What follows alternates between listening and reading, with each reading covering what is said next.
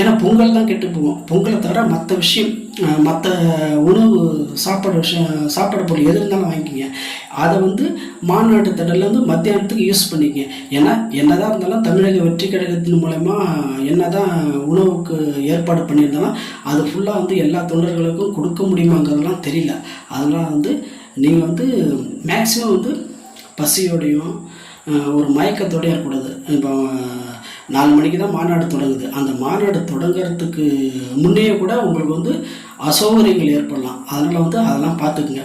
என்னதான் தண்ணி வசதி ஏற்பாடு பட்டிருந்தாலும் நீங்கள் உள்ளே வந்து ஒவ்வொரு கேட்லேயும் உள்ளே போயிட்டீங்கன்னா திரும்ப வெளியில் வர்றது கஷ்டம்.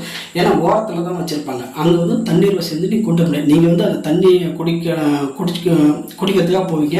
பட்டு என்ன சொல்கிறது, ரெஸ்ட் ரூமுக்கு போவீங்க, அதாவது இயற்கை உபாதையை கழிக்கிறதுக்கு போவீங்க. அப்போ வந்து அந்த நீங்கள் உட்காந்த இடத்துல வேறு ஒருத்தவங்க உட்காந்துக்கலாம். அதனால் வந்து அந்தமாரி ஒரு அசௌகரியங்களாக இருக்கலாம். அதனால் வந்து நீங்கள் முன்கூட்டியே முடிஞ்ச வரைக்கும், ஏன்னா ஒவ்வொரு காரணத்தை எதிர்பார்த்துட்ருக்காங்க.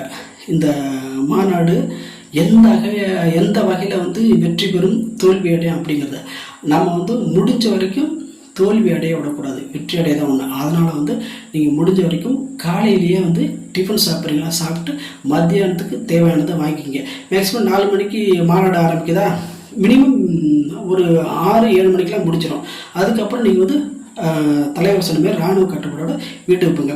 இப்போதைக்கு உங்கள்கிட்ட நான் கேட்டுக்கிற ஒரு வேண்டுகோள் இதுதான்.